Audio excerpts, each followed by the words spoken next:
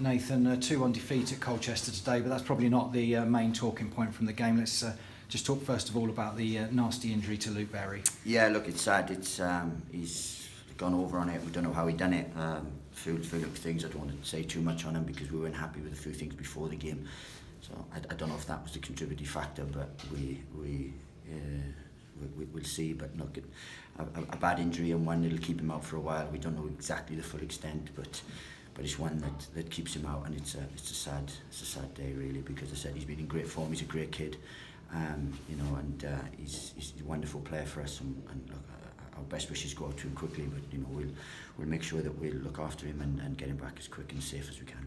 Awful for everybody to obviously see the extent of the injury, but not more so for your players that then had to come back out and to get on with the game, and of course conceding so quickly after is perhaps not unexpected.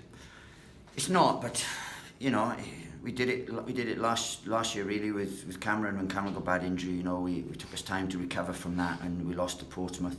And this was kind of that, and they came in and they were shocked, and I could hear them, and I had to try and lift them because they were down and they were shocked, and one of our players was sick and things, so it doesn't bode well. But the best thing we could have done for him was to win the game, and that's what we didn't do. We didn't recover from that, and uncharacteristically we conceded 2 from set plays, and they were basic. It's not exactly a greatly worked thing. It's the lofted balls, just lazy defending, and that's what cost us, because I can't remember him having a lot of chances. We weren't at it first half. We had to change shape, which we don't like doing, but we felt we had to do it.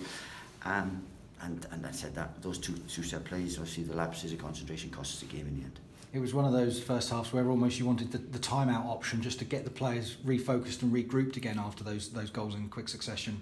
Well, yeah, but we had the timeout after the thing. I mean, how many more timeouts do they want? It's not basketball, It's we need to handle that better, and we've got enough experience out there to handle that better. We didn't play well. We didn't play well in those initials. I mean, to be fair, even when first we set up stall out, we'll do meetings beforehand. We said we lost the first header.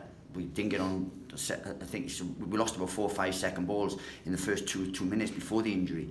Then with the injury, we thought, right, we'll regroup them. We'll do certain things, and from then on, for about a 20-minute period, it was deja vu from last year. It's exactly the same. We were 2-0 down after 20 minutes last year from pretty much nothing. And we worked on stuff, so we didn't do that this year, and it wasn't to be. And then look, we've had another away game. We've had to give ourselves a massive thing to do and a massive game to chase, and we can't do that. We can't keep doing that, because we're a good side, but we're not that good that we can keep coming from 2 down.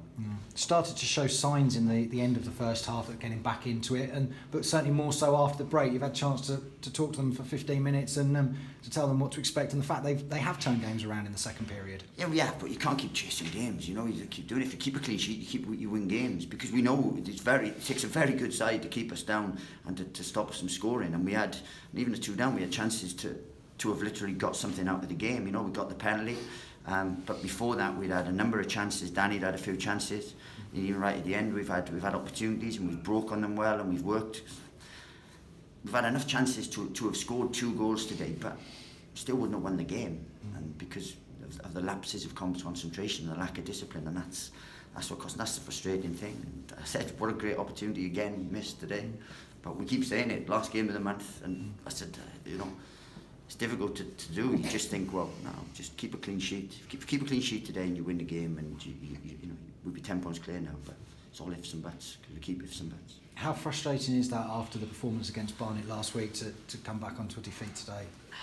It's very frustrating, because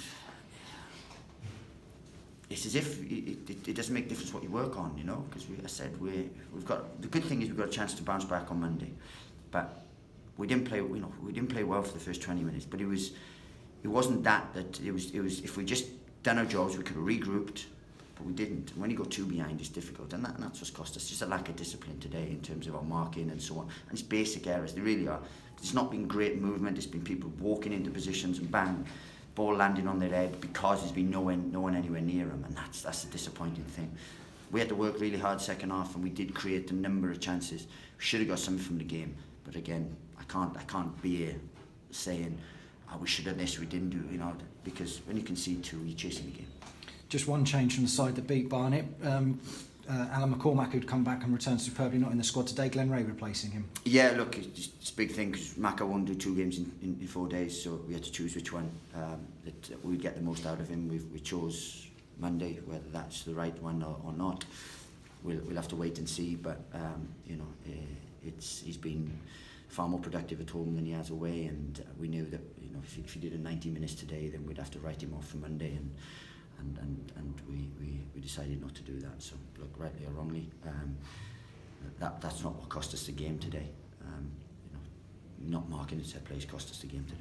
And Luke Gambin, back from international duty with Malta, got an opportunity that he wouldn't have wanted given the circumstances, but I thought he took that opportunity once again. You'd been talking about how the breaks have affected Luke's progress in the squad this season. Well, they have, and every time he gets a run inside, he goes away and so on, and invariably we tend to win the game when he's away, so then it's difficult for him to get back in. It's not ideal, and international breaks, but there's nothing we can do about him, so we have to see where we are. It's unfair if I bring him straight back in after a win and so on, so it's a difficult one. And Harry and Elliot coming off the bench again, you call them game changers because they did liven things up again once more, didn't they? We were a lot livelier, and as I said, our attacking play, I got no problem with our attacking play. I'm not dissecting our attacking play here because we created enough. We come away from home, we took the game to them, they were hanging on at the end, and we were the ones going for the next one. Obviously we had to, but the thing that's cost us is that there's 2 corners in the first half where we didn't defend well enough, and that will cost you. Turnaround, you've mentioned it already. Monday, Mansfield have lost to Accrington at home to Accrington today, so both teams under pressure to get a result at Kenilworth Road. Well, everyone's under pressure now. Everyone's got to get results. There's no one not under pressure unless you're happy with mid-table, security and stuff. Then everyone's under pressure. The bottom ones, the top ones, the playoffs, those outside the playoffs. It's a pressure game every single game. So nothing's different. And it's a good thing we've got a chance to bounce back and and we've got a nice home game. So. Do you think the game should have gone ahead in the first place in terms of the pitch and the rain and the puddles are on there as well? Yeah, I don't think it affected the pitch. What it was huge holes in the pitch from where they averted drained it, and we weren't happy with that before the game. No, I can't say that was any kind of contributing factor for the injury, for example. But there was big holes in the pitch, so that was the only thing that we weren't really happy about. But no, look, I don't think it affected the pitch. I don't think the ball stopped in pedals or anything, and it got slightly worse, obviously, but at the start of the pitch, I don't think there was any doubt of it going ahead or not. And will you go and see Luton now before you travel back? Yeah, look, he's been transferred to Ipswich, so it's a really tough one for him, and we're really gutted for him because he's such a good kid as well. And obviously it's a blow for us as a football club and for the player that he is. But we wish him well, and as I said, we hope he comes back. We know he'll come back strong. Nathan, I was just going to ask you a couple of questions about Flynn Downs, if that's okay. I know he's not played today, but how's his loan spell gone? He's done well, and as I said, he played the first 6 games, and then obviously he's been again in another one in national duty, been called away, had 3 games away, so missed out today. But look, Flynn's done very well for us. We knew what type of player he was, and he's done very well in the games that he's played. It's just the international one curtailed his things, so he's missed the sort of last 2 games and stuff because he's been away with England. Has he made improvements in the 3 months he's been there, 2 months? Well, he's probably been there slightly less than that, but as I said, look, we think he has, and he's getting games, he's played 6 on the bounce, which was his longest run in league football, so it's been a beneficial one for him, and I said there's still a long way to go. We still have 6 games to go, so we hope that he continues to impact. When I usually cover Ipswich, when we saw him, he was kind of an older head on young shoulders. Does he surprise you that he's such a young man? He seems to act more experienced. Well, he has a really maturity about his play, and I said, but that's what we've seen. We've seen, he can do that, and he's very good in possession, and we've been happy how he's done, and so we knew what we were getting.